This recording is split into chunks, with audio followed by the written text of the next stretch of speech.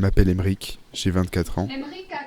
Je travaille à mon compte dans la vidéo et j'ai toujours eu plus ou moins la bougeotte.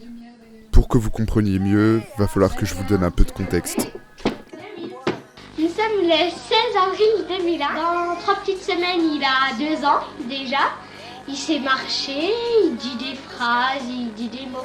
Par exemple, Emeric, comment il fait le chien? Every day I spend my time drinking wine, feeling fine.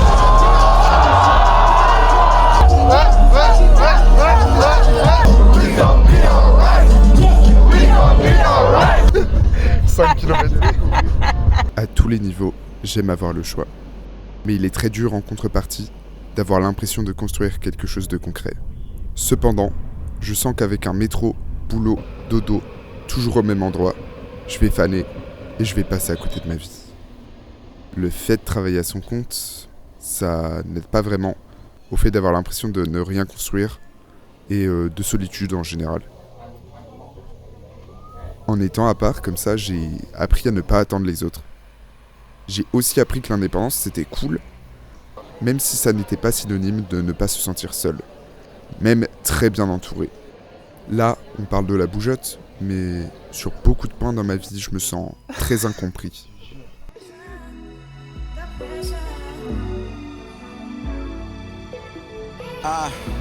My stomach growling, puts my little sister and little bro gotta eat too. Go tell somebody you love, you pursuing your dreams and watch how they treat you. Est-ce que t'as cherché ta place? Ah, c'est peut-être ça c'est peut-être ça aussi le creux que j'ai au fond de moi, en vrai. Si t'as pas cherché ta place, tu la trouveras jamais. Mais si, il y a toujours... Je cherche ma place là Alors t'es déplacé à l'autre bout du monde Ouais. pour savoir qui c'est qui va s'inquiéter pour toi. Je m'en fiche que les gens s'inquiètent pour moi. Que tu as envie de bouger, c'est normal. Mon fils, je sais qu'il a bougé, mais il est où? Qu'est-ce qu'il fait à cette heure-là? Moi, je vais me coucher, je sais où je suis. Je sais où sont les autres enfants, mais lui, il est où? Il fait quoi? Excuse-moi de te dire ça, mais t'es un putain d'égoïste. I want you to want me, but you just wanna love me for the day, and I can't just walk away, even though I know you're trouble, babe. So Du coup, je suis tout seul au Canada, sans billet retour. Ça fait beaucoup de bien d'être ici, de prendre du recul sur ma solitude, ma vie, mes problèmes en général.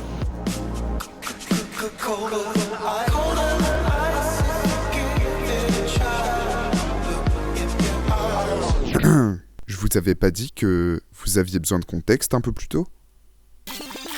En 2020, je viens d'avoir 21 ans et je décide de tout laisser derrière moi à Paris pour partir à Nancy. Il m'aura fallu 1 mois seulement pour me rendre compte de la bêtise que je venais de faire avant de décider de rentrer à Paris. On se rendra compte 2 ans plus tard que...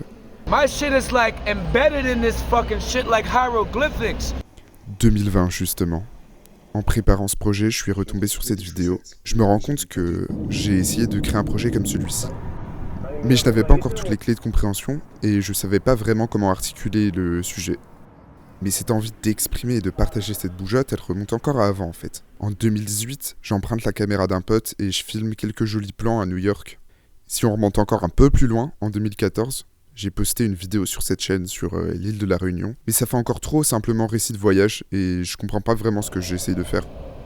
Mais quand j'y repense, si on remonte encore plus loin, dans les années 2000, j'étais cet enfant qui faisait du karaté, puis l'année d'après du cirque, de la gymnastique, de l'équitation, du théâtre, du dessin, du yosekan, YouTube, de l'escalade. Mais qu'est-ce que j'ai fait d'autre? J'ai fait plein de choses en fait.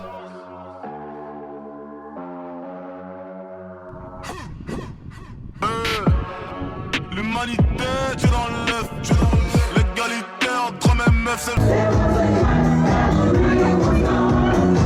Avant mes 19 ans, j'avais voyagé que dans 5 pays différents, dont la Belgique et la Suisse. Depuis mes 19 ans, j'ai fait 25 pays. Et j'ai même eu le temps de retourner plusieurs fois dans certains pays. Autre statistique intéressante sur la bougeotte, j'ai comptabilisé 6 mois de voyage en tout sur les 2 dernières années, depuis novembre 2021. Voilà, je sais pas quoi dire. Ta vie, tes voyages sur Instagram, ça a l'air vraiment super. Mais c'est pas aussi génial que ça en a l'air et que ce que j'aurais imaginé dans mes rêves. Parce que oui, j'en ai rêvé de cette vie plus jeune. Je me voyais travailler pour WWF ou Sea Shepherd sur des bateaux. Tout ne s'est pas exactement déroulé comme ça, mais finalement je retombe pas mal sur mes pieds. Le souci, c'est que ma zone d'inconfort devient ma zone de confort extrêmement vite. Ce qui me pousse finalement à tout le temps bouger, tout le temps avoir envie de changement, ressentir de nouvelles choses, vivre de nouvelles expériences. Et plus je pousse le bouchon loin, plus je pousse le curseur de la non-normalité vers le curseur de la normalité. Je l'exprime peut-être de manière assez brouillon, mais c'est comme ça que je le ressens. Ce phénomène a un nom, ça s'appelle l'adaptation hédonique. Malgré cette analyse et cette conscience poussée que j'ai de cette bougeotte, je n'arrive pas à m'arrêter. Parce que si je m'arrête, j'ai l'impression que je vais faner, que je vais mourir.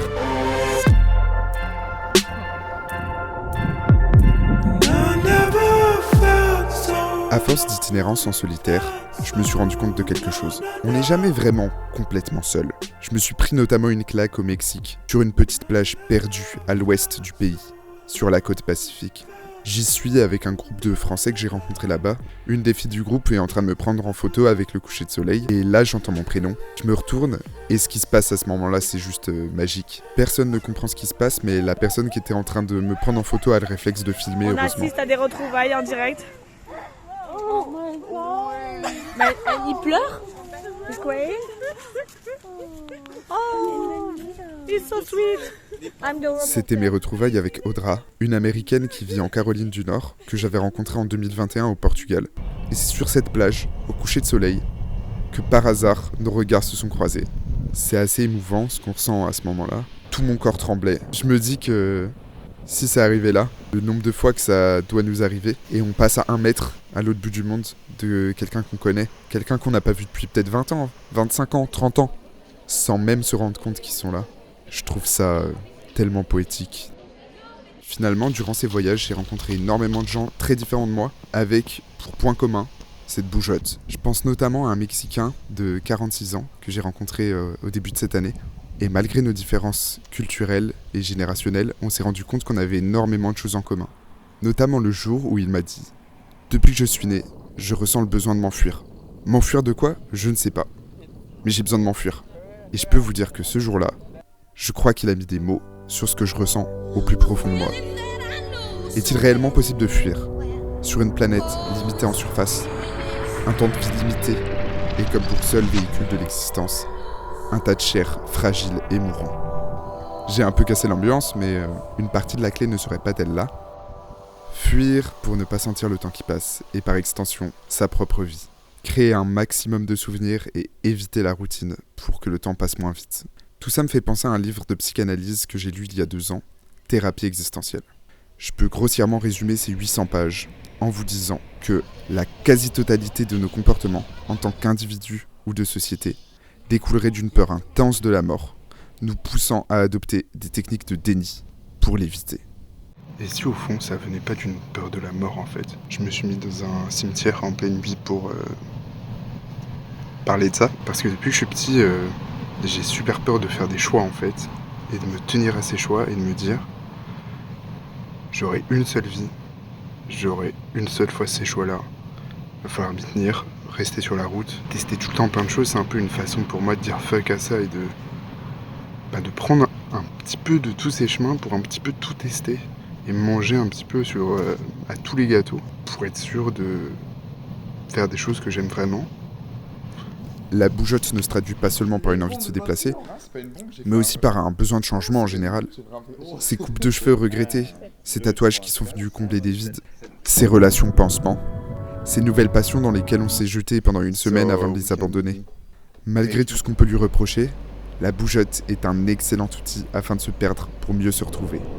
En effet, en voyageant et en laissant donc derrière moi tout mon environnement immédiat, je me suis forcé à faire face à mes fonctionnements intérieurs, en enlevant le maximum d'inconnus dans l'équation. No, follow my man here. Don't stand still like an anvil. Don't walk in fear. Travel the world and talk and learn from everybody. Abbreviation. Il va falloir le crédit au générique. Malgré la bougeotte, c'est important de noter les moments de calme. Je viens d'arriver à New York à 6h du mat. Il est 11h. Je marchais dans le Central Park, que je connais déjà un peu. Il y a eu un rayon de soleil qui m'a touché le visage ici. Et je me suis allongé et en fait j'ai dormi 1 heure.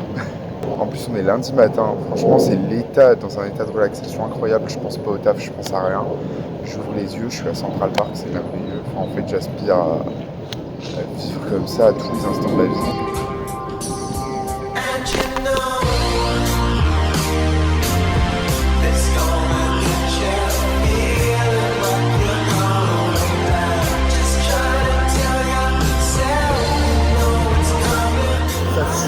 Super intéressant de retourner dans un lieu dans lequel on n'est pas allé depuis 4-5 ans. Par exemple, New York, j'y étais en 2018. J'avais les yeux d'un jeune de 19 ans émerveillé par tout, par la grandeur. Et bizarrement, aujourd'hui, il y a beaucoup d'aspects de New York qui me dégoûtent. Et j'ai beau vivre à Paris, c'est cher, les gens font la tête, et tout est un peu sale. New York, c'est un autre level. J'ai l'impression d'être, depuis que je suis arrivé dans un épisode de Black Mirror, bref, je vois tous les côtés négatifs. Et aussi, je me rends compte à quel point j'ai changé. Et ça, c'est intéressant. Je pense que c'est ça aussi le voyage, en fait. C'est pas toujours tout est beau, tout est magnifique.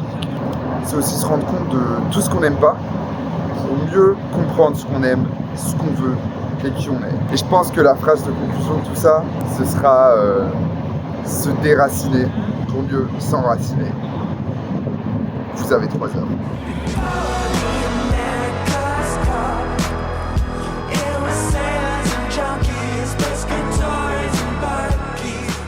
Le nomade ne possède pas l'espace, mais en repousse les frontières. Pour lui, le point d'eau n'existe que pour être quitté. Seul compte le déplacement, l'intervalle et non le point d'arrivée. Il ne suit pas la norme établie.